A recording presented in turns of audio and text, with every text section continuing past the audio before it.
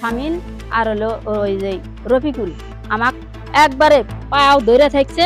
শামিন খালি আমাকে উলঙ্গভাবে কাপড় চোপড় খুলে দিয়েছে। সিরাজগঞ্জের কাজীপুরে রাস্তা নির্মাণকে কেন্দ্র করে এক গৃহবধূকে মারধর, শ্লীলতাহানির চেষ্টা ও নগদ টাকা লুটের অভিযোগ উঠেছে। ভুক্তভোগী পরিবারের দাবি, গত শুক্রবার সকালে চালিতাডাঙ্গা ইউনিয়নের ভানুডাঙ্গা গ্রামে বাড়িতে একা পেয়ে মনোয়ারা খাতুনের ওপর হামলা চালানো হয়। এ ঘটনায় কয়েকজনের বিরুদ্ধে অভিযোগ এনে সিরাজগঞ্জের বিজ্ঞ আদালতে মামলা দায়ের করা হয়েছে। ভুক্তভোগী পরিবার জানান, আমার স্বামী বাইতা ছিল না, ওরা এসা শামিন আর হলো ওই যে রফিকুল আমাক একবারে পাও ধরে থাকছে।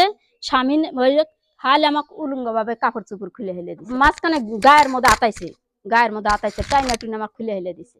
আমার মানে আঘাত করছে।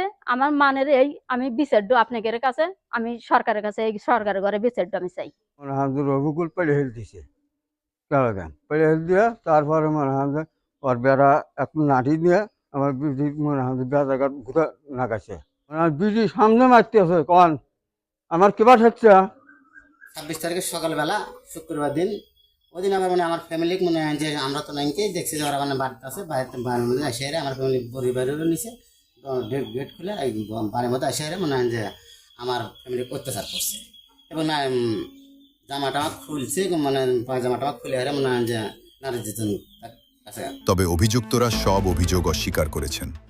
একজন মারধর করছেন, তাকে বিবস্ত্র করে তার বিয়ে জায়গায় হাত দিচ্ছেন, এটা আসলে কতটা সত্যতা? জি, এটা বরাবরই মিথ্যা কথা। বরাবরই মিথ্যা কথা। মিথ্যা কথাটা কেন বললো আপনার নামে? ওরা মানে যে পূর্ব আমলের তানে আমার শত্রু। ঘটনার বিষয়ে আদালতের মাধ্যমে আইনগত প্রক্রিয়া চলমান রয়েছে।